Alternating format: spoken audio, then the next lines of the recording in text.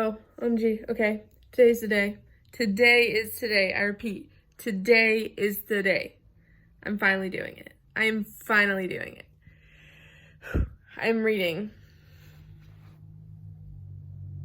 Oh, hold on. I'm reading Reminders of Him by Colleen Hoover. One of the prettiest book covers I have ever seen. This is gorgeous. Oh my god. I am already prepared to cry. So I'm doing a little reading vlog today. We will see how this goes. Tears will probably be present at some point. So, just warning you. I am also going to be tabbing this book. So I'm really excited about that. And oh my god, I can do purple and orange and pink because look at them. Oh my god, I'm literally so excited. Disclaimer, this is going to have spoilers in it. As I'm reading, I'm just going to be saying my thoughts and what's happening, so you can read with me, or if you finish reading it and just want to watch, you can do that too. But so what I'll do is I'll just say what page I'm on while I'm reading it, and so you can either read with me or whatever, if you get what I'm saying. But there will be spoilers, okay? Just throwing that out there. Okay, so I literally just completely changed. And I also realized I will probably forget to say the page names, but I will do my best. I just finished chapter 1. So she was in jail. She just picked up a wooden cross from the side of the road that I guess was a memorial for Scotty. I don't know who Scotty is yet. I'm guessing there was a accident. Maybe she was driving and he was in the car and he died maybe. And she went to jail. She had a child. Don't know where that child is. But she's trying to find her. And she's in a crappy apartment with a kitten. So, yeah. Chapter 2, Ledger. Okay, I'm on chapter 6, page 30, and Kenna just realized that Ledger was Scotty's best friend that she never got to meet. But she knew his name was Ledger, and this guy that at the bar name is Ledger. And she just made a comment, and I was literally like, oh my god, why? That was so out of pocket. But she was like, the meeting never happened. I can't remember why. It's been a long time, but his friend had to cancel, and Scotty was sad. So I baked him cookies, and we smoked a joint, and then I gave him head. Best girlfriend ever. Until I killed him. Girl! So I'm guessing I'm right. Maybe she was driving. But it also said involuntary manslaughter. So, I'm not sure what that means exactly, but I don't know. We'll see. So, that is very interesting. Good morning, peoples. Hold on. So, it's a day later. And the thing is that I forgot to film myself reading because I'm dumb. But I am now on page 150 of the book. And a lot of stuff is going on. A lot of stuff is happening. So I'm just going to give y'all a recap. So I'm on chapter 22, page 151, I guess. So if you haven't read up to that point, then read up to that point and let's talk about it.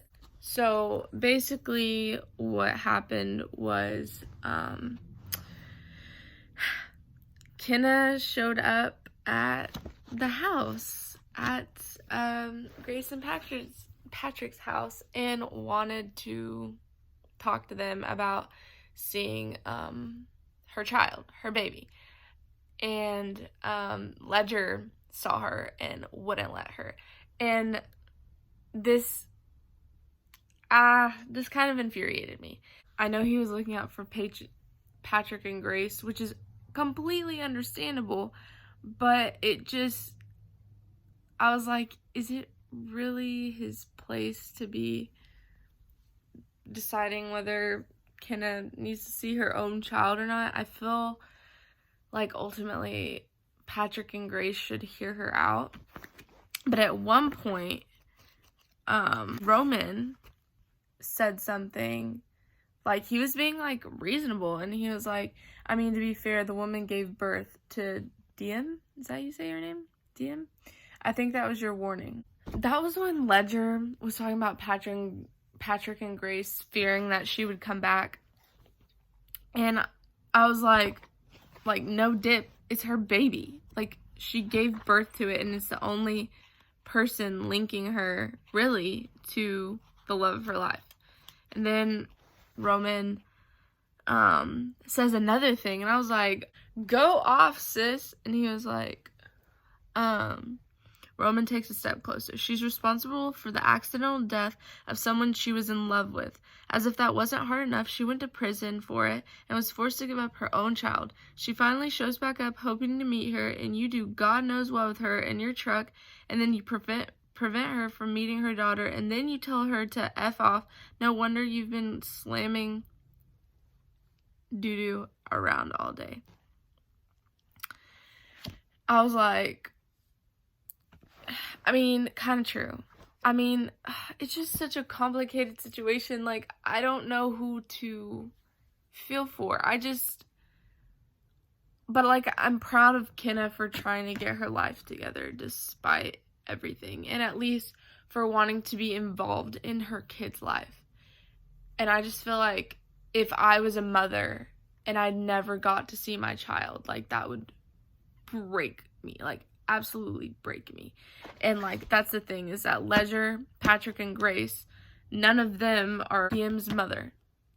They never will be. They will never understand what it's like to be her mother, to give birth to her, because the only one that did is Kenna. And I feel like Kenna has a right to at least see her. And so luckily Ledger, like, let her look at pictures of Diem on his phone, and I thought that was so cute. And then he says, Kenna becomes a different person right in front of my eyes. It's as if I'm witnessing her becoming a mother. It might be the most beautiful thing I've ever seen. Like, yeah, because Kenna's trying. Patrick and Grace need to think about this very, very carefully, because this, in the long run, will affect Diem. So I think I'm, like, kind of up to date. I, like, read a lot last night, so now we're on chapter 22, so let's keep reading. I think Kenna is so brave for coming back and trying to see her kid and, like, getting a job and getting an apartment. Like, that took a lot of courage and strength, so I really applaud Kenna for that and just trying to make things right like her mother never did. I am so annoyed. They just filed a restraining order against Kenna. Oh my god. Ooh, this really hit right here when Kenna said this. She said, I'm not allowed to be in my own daughter's life, but whoever Ledger decides to date gets to be in her life, and that automatically makes me jealous of whatever girl that ends up being. At least it won't be Leah. Screw her. Because Leah was trying to, like, basically make Ledger pick between Diem and, like, their future kids, and basically told him that he couldn't love Diem the same as his future kids. Like, he had to love his future kids more. And so he broke up with her, and I was like, king. But Kenna low-key makes a good point with that one, because, I mean, she's her mother, and she'll potentially never be able to get, like, be in her life, but some random woman will. No ma'am. No ma'am. Kenna is watching Diem's dance recital video that Ledger took, and it's the most adorable thing I've ever seen. And Ledger gave Kenna a job at the bar, And so she's working there and she's doing a great job, and I'm so proud of her. And it's just so frustrating that Ledger can't like help defend Kenna because he's kind of playing on both sides right now, which I don't know, it's just such a hard situation. All these moms came up to him at the t-ball field and were like gossiping about Kenna and saying she was an addict, and of course like Ledger's like, she's not an addict. But then they're like looking at him weird because obviously how should he know that, you know? And so I'm just so frustrated. I'm so frustrated. Okay, I like Roman so much. He is constantly defending Kenna. Like, he has some like common sense, you know? Because Ledger was jealous, basically, because Roman and Kenna went up to his apartment to get literally a table and chairs. And this man is mad at him. And Roman knows it. He knows he's jealous. And he's calling him out because Ledger is like, oh, just be careful because Kenna will do anything to be in DM's life. And Roman's like, well, at least we agree on that part. And I was like, go off. They're kissing. They're kissing. And Ledger admitted that he wants to see DM in Kenna's life. My heart. My heart. Ah! She just had to stop him from kissing her because it hurt too much, which is understandable. So, okay, I'm on chapter 28 now. And so this is such a complicated situation.